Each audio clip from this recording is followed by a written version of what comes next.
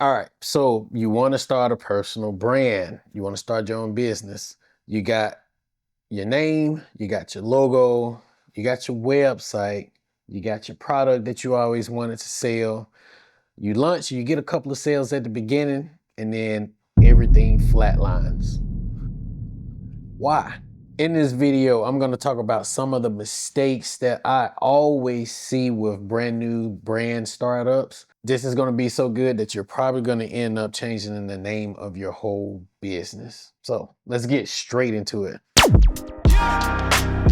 So I think it's fair that I go ahead and list my credentials so that you don't think that I'm wasting your time. My background, I'm a commercial photographer that's worked with several different large brands, ad agencies, creative directors, art directors, Nike, Adidas, Yamaha, you name it. It's not a brag, just my credentials. Furthermore, I've built a couple of brands on my own that I will be using as an example from time to time.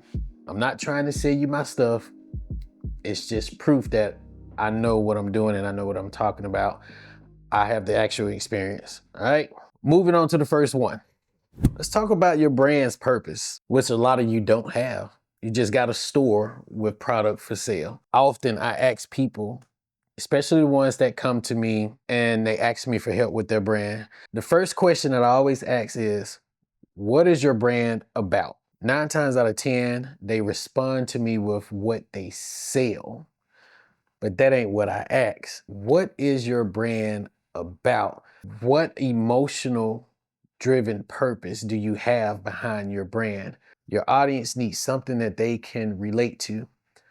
Unless you have a 1%er hero type of product that's really good at solving a very specific problem, you're going to need an emotional connection with your brand, especially if it's like a clothing brand, because everybody sells t-shirts and clothes. The only thing that's going to make you different is not the premium quality, it's going to be what your brand is about. If I ask you what your brand is about, let's try not to be too broad with it. I get this often. I want to inspire people and make them feel better. We got to dig a little bit deeper. It's your brand. It's your brand, whether it's a personal brand or store, whatever. It's your brand. That means that it should have some type of emotional connection deep down within you. All right, so when it comes to my brand, Odd One Out, I didn't have the name Odd One Out at first. Only thing that I knew was that I wanted to sell something that it had something to do with aliens or whatever, because I always felt like I was different, like an alien. I had to do some real deep soul searching within myself, which led to a whole journey of mental healing for myself. We'll say that for a whole nother video, but finding a purpose to place on this alien idea that I had really took me to dive down deep and figure out what was bothering me the most at the time. I found out that there were a lot of other people that were experiencing or have experienced the exact same situation that I've been through, which is growing up in a narcissistic family, right? Being the scapegoat, being the black sheep. That's when I had my brand's purpose. I need you to do that for yourself. It can be a struggle or it can be a passion. Whatever it is, it needs to be some type of meaning.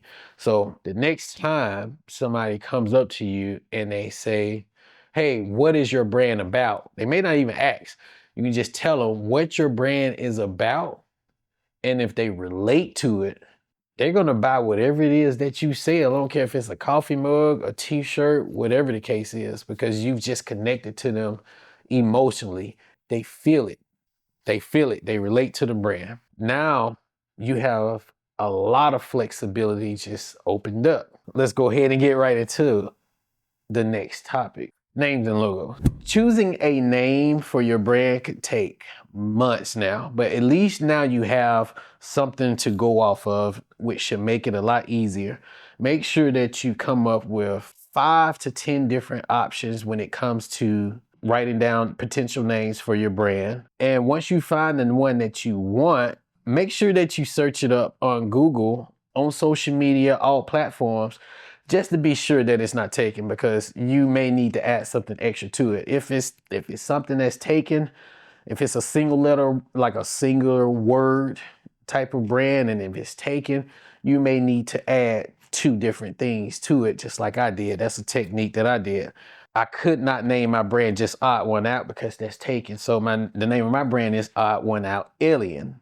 Nobody has that. Yeah, so use all those different techniques right there to come up with your name, and just keep in mind that, you know, it could take a couple of months, but once you got your name, you'll know it. It's just gonna click right in your head. Here are some things that I see often with new brands and their logos. Things that personally irk me. One is having your brand in some type of cursive font. Just stop doing it. Here's why. Try this exercise. Picture your logo. If you already have a logo right now, picture your logo and place it far on the other side of the room. Can you recognize it, and can you read it from the other side of the room? If the answer is no, which it is on a lot of logos that I do see, you need to change your logo. It needs to be something that's recognizable the second time around. And I've learned this just from doing different trade shows, and you can see certain brands that really just stick out on the sore thumbs. You know, at trade shows, you have a lot of different aisles and stuff. And I would walk down these aisles, and I pay attention to how all these different companies are branded. And all of the ones that really stand out are ones that have a clear, recognizable brand. It's not anything that's cursive. Now, I see a lot of logos out there that has something written in cursive, and you know what I have to do? I have to get all the way up to it and be like, what this is? What y'all sell? Y'all, what kind of royalty elite? What?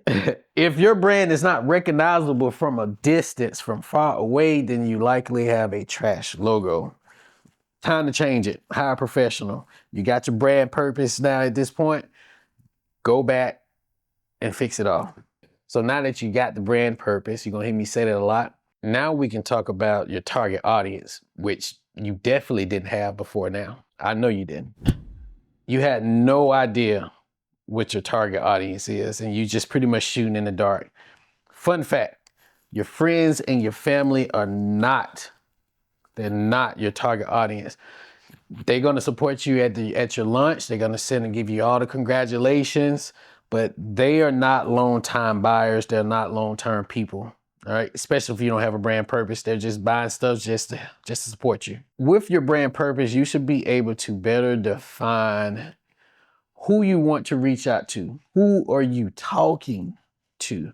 What type of people are you trying to relate to? Who shares the same emotional feel that you have? Who has the same bond? Who has the exact same struggle you have? That means that whatever you talk about now in your blogs and your email campaigns, they will relate to it. They're going to follow you because they relate to it. If you're having the exact same struggles that they are, now you're able to share some tips on how you get through all of your emotional struggles, or now you're able to share your mission or your recent achievement on whatever it is, the passion and the goals that you're trying to reach with your brand.